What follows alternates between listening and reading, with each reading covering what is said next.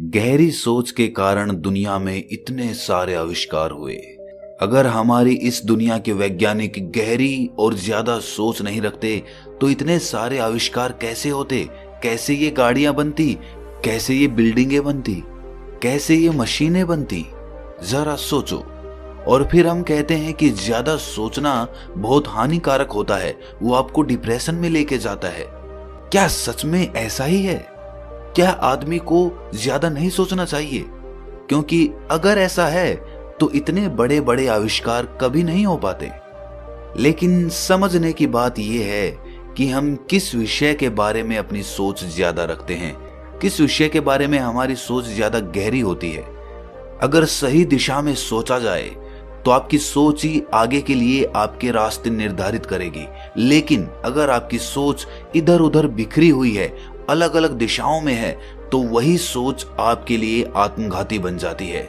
एक नदी को देखिए, जब वो एक धारा में बहती रहती है, एक दिशा में बहती रहती है, तो वो कितने लोगों का उद्धार करती है। लेकिन अगर वही नदी इधर उधर अलग अलग दिशाओं में बहने लगे तो वही नदी विनाशकारी बन जाती है।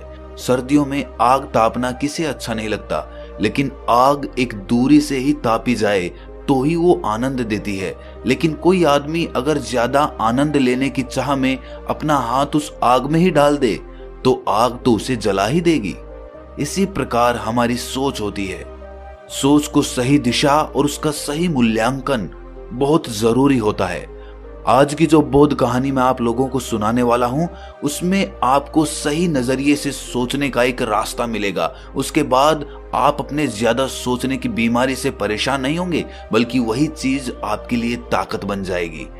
इससे पहले कि आप इस कहानी में खो जाएं, इस चैनल को सब्सक्राइब जरूर कर लें।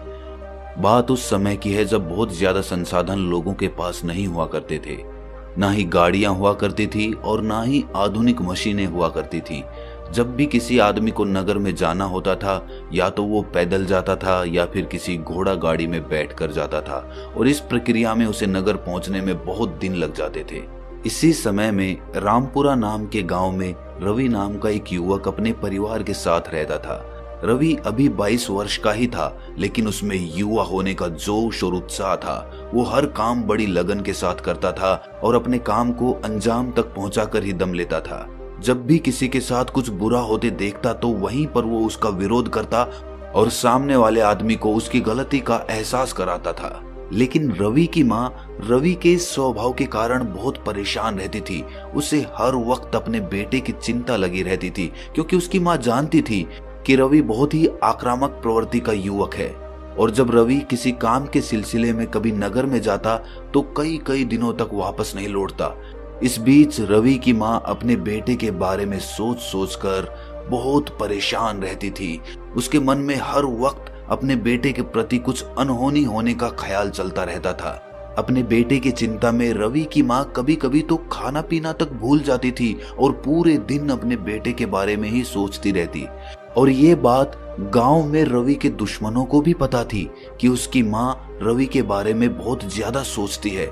इसी तरह जब एक बार रवि नगर में किसी काम से गया हुआ था तो किसी ने गांव में अफवाह उड़ा दी कि रवि की घोड़ा गाड़ी पलट गई है, जिससे रवि की मृत्यु हो गई है।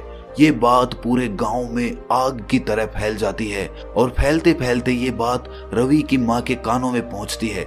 रवि की माँ जब ये सुनती है तो उसके पैरों तले जमीन खिसक जाती है। उसका इकलौता पुत्र अब इस दुनिया में नहीं रहा। ये ख्याल उसकी माँ के मन को तोड़ देता है और अचानक से उसकी हृदय गति रुक जाती है। उसकी हृदय गति रुकने के कारण वो वहीं पर बेहोश होकर गिर जाती है। लेकिन किस्मत से उस वक्त उसके आसपास गांव की कुछ महिलाएं मौजूद थीं। वो तुरंत ही रवि की माँ को गांव के वैद्य के पास लेकर गई, जिससे कि रवि की माँ की जान तो बच गई, लेकिन उसका दिल अभी भी बैठा हुआ था। उनके पास कोई ऐसा रास्ता नहीं था जिससे वो अपने बेटे की खैर खबर ले सके, क्योंकि उस वक्त ना तो फोन होते थे और ना ही संदेश का कोई माध्यम होता था। इसी वजह से दिन ब दिन रवि की माँ की हालत और भी ज्यादा बिगड़ती जा रही थी। कुछ दिनों बाद रवि अपना काम खत्म करके नगर से अपने गांव वापस लौटता है। वापस लौटकर जब उसे पूरी कहानी पता चलती है तो रवि गुस्से में भर जाता है। सबसे पहले तो वो अपनी माँ के पास जाता है और अपनी माँ को अपनी खैर खबर देता है। अपने बेटे को जिंदा देखकर उसकी माँ की सांस में सांस आती है। उसके बाद रवि अपनी माँ से कहता है कि माँ, जिन लोगों ने ये झूठी खबर गांव में उड़ाई है उन लोगों को मैं अच्छे से जानता हूँ। वो सब मेरे दुश्मन हैं और मैं एक एक को उनकी गलती की सजा दूंगा। तुम बीच में मत आना। लेकिन रवि की माँ अपने बेटे को लेकर बहुत चिंतित थी। उसने अपने बेटे के सामने हाथ जोड़कर कहा कि रवि, मेरे बेटे, ऐसा मत कर। अगर तुझे कुछ हो गया तो मैं जिंदा नहीं रह पाऊंगी। अपनी माँ की ये हालत देखकर रवि की आंखों में आंसू आ जाते हैं और उसका सारा गुस्सा ठंडा हो जाता है। एक बात जो रवि के मन को परेशान कर रही थी वो ये थी कि उसकी माँ की हालत अब भी ठीक नहीं हुई थी। इसीलिए रवि अपनी माँ का इलाज कराने के लिए उसे नगर में लेकर जाता है। वहां पर वो अपनी माँ को किसी बड़े वैद्य को दिखाता है, लेकिन बड़ा वैद्य उसकी नब्ज देखने के बाद कुछ दवाइयां देकर कहता है कि आपकी माँ को वैसे तो कोई रोग नहीं है, बस वो ज्यादा सोचने की बीमारी से ग्रस्त है। और वास्तव में ऐसी कोई बीमारी नहीं होती है, आदमी को खुद ही अपना मन काबू में करना पड़ता है। ये सब जान लेने के बाद रवि अपनी माँ को वापस अपने घर पर ले आता है। लेकिन अब एक नई समस्या खड़ी हो गई थी।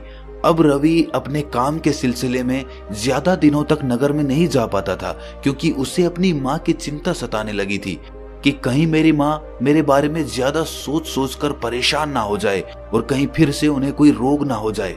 और इसी चिंता की वजह से रवि का व्यापार दिन ब दिन घट रहा था। वो इस बात से बहुत परेशान रहने लगा। उसने 1000 बार अपनी माँ को समझाने की कोशिश की कि माँ, मुझे कुछ नहीं होगा, मैं अपने काम के सिलसिले में जाता हूँ, आप चिंता मत किया करो। लेकिन उसकी माँ एक भी मानने को राजी नहीं थी। वो कहती कि बेटा, मेरा मन ही ऐसा है कि वो अपने आप ऐसी ऐसी चीजें सोचता रहता है।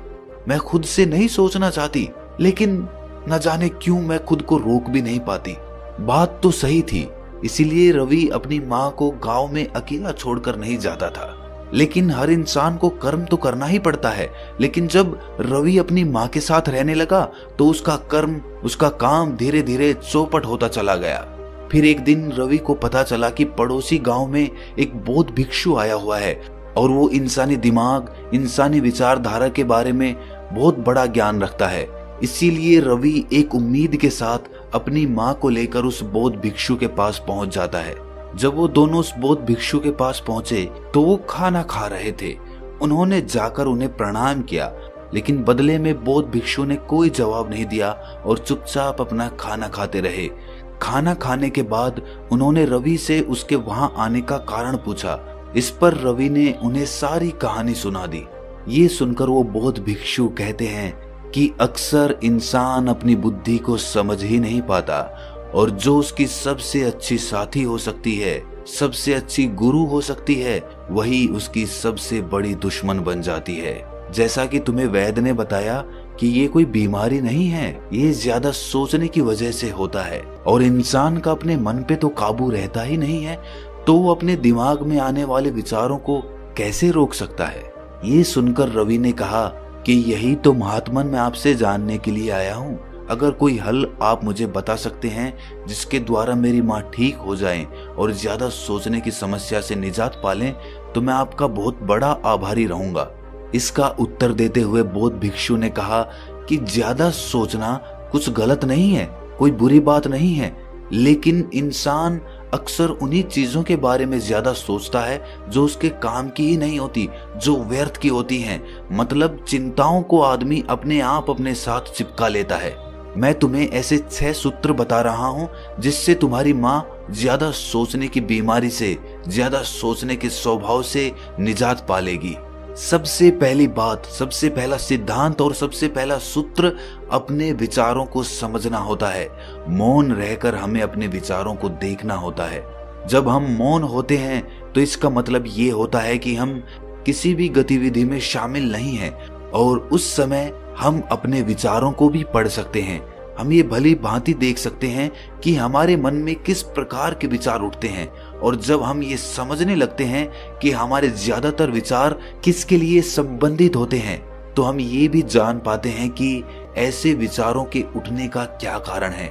क्योंकि वही विचार जो सबसे ज्यादा संख्या में हमारे अंदर आते हैं, हमारे दिमाग में आते हैं, वही हमारा स्वभाव होता है, वही हमारे स्वभाव को निर्मित करते हैं। और जब हम मौन रहकर अपने विचारों को समझने लगते हैं तो इसका मतलब ये होता है कि हम अपने स्वभाव को समझ रहे होते हैं। अपने विचारों को समझने के बाद दूसरा सूत्र है कि अपने सारे विचारों को एक ही काम में लगा दो, उसी में अपना पूरा ध्यान लगाओ। एक काम को पकड़ो और उसमें पूरे तरीके से शामिल होकर उस काम को पूरे ध्यान के साथ करो। इससे आपके विचार इधर उधर कम भटकेंगे जरूर। ये मत समझना कि आप एक ही काम पे पहली बार में ही अपना पूरा ध्यान टिका देंगे।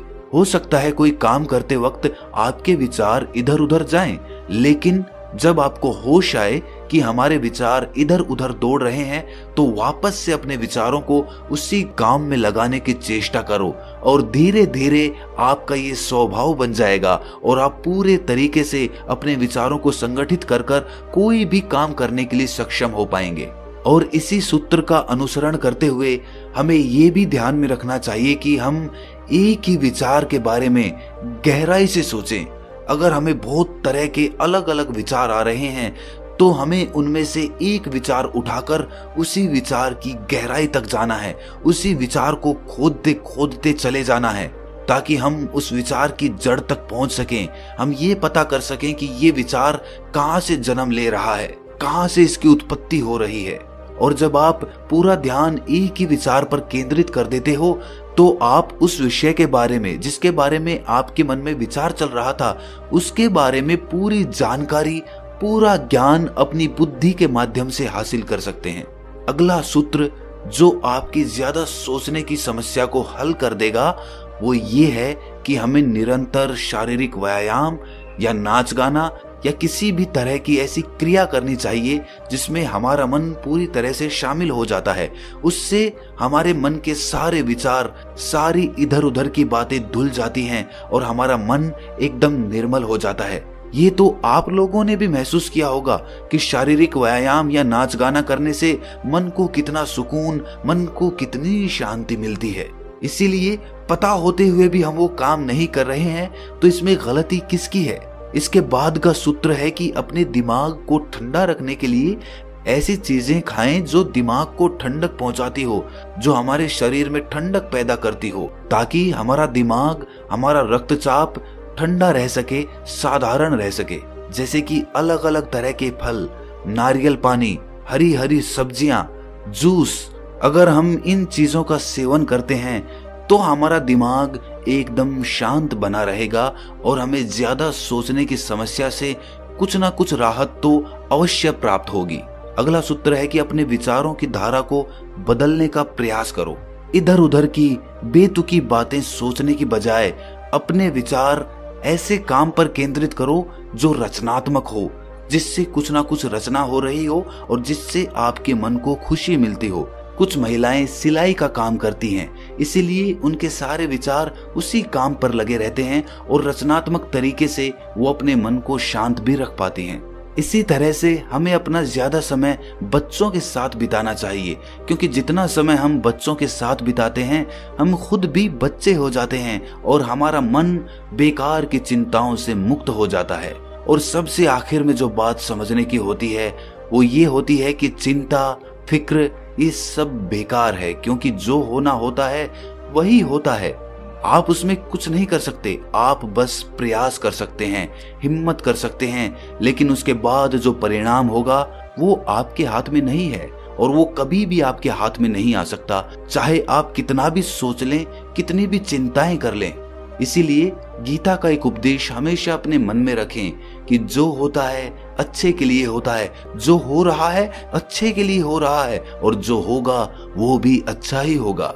दोस्तों, आज के समय में हम देखते हैं कि कितने ही लोग डिप्रेशन का शिकार हो जाते हैं और वो सब डिप्रेशन सिर्फ और सिर्फ ज्यादा सोचने की वजह से होता है, जिसके लिए मेडिकल साइंस और डॉक्टरों ने एक से एक दवाइयां भी बना दी हैं। लेकिन आप खुद सोचिए, क्या आप अपनी ज्यादा सोचने की हैबिट, अपनी ज्यादा सोचने की आदत किसी दवाई से कम कर सकते हैं? दवाई से आपको थोड़ी देर के लिए रिलैक्सेशन या शांति मिल जाएगी, जैसे कि रात में अगर हम नींद की गोली खाकर सोएं तो रात भर तो हम चैन से सो सकते हैं, लेकिन सुबह सुबह हम क्या करेंगे, अगली रात क्या करेंगे? क्या हम निरंतर गोलियों पर निर्भर होते चले जाएं? इसीलिए ये वीडियो बनाने का हमारा उद्देश्य है कि आप अपना इलाज स्वयं करना सीखें, क्योंकि प्रकृति में सब कुछ है, आपके अंदर सब कुछ बसा हुआ है। बस आपको अपने दिमाग और अपनी सोच पर काम करने की जरूरत है। छोड़ दीजिए बेकार की दवाइयां, वो आपको अंदर से खोखला बना देंगी। ध्यान के मार्ग को अपनाइए, आपके रास्ते स्वयं अपने आप स्पष्ट होने लग जाएंगे और आपको अपने जीवन में एक नया सवेरा देखने को मिलेगा, एक नया उगता हुआ सूरज देखने को मिलेगा। तो आइए हमारे साथ इस मुहिम में जुड़िए और भारत को ज्यादा सोचने की चिंताओं से, डिप्रेशन से, इन सब से मुक्ति दिलाइए। तो दोस्तों, कैसी लगी ये कहानी आपको कमेंट सेक्शन में जरूर बताना, और अच्छी लगी तो इस चैनल को सब्सक्राइब जरूर कर लेना। तो मिलते हैं अगली कहानी में, तब तक के लिए अपना ख्याल रखें।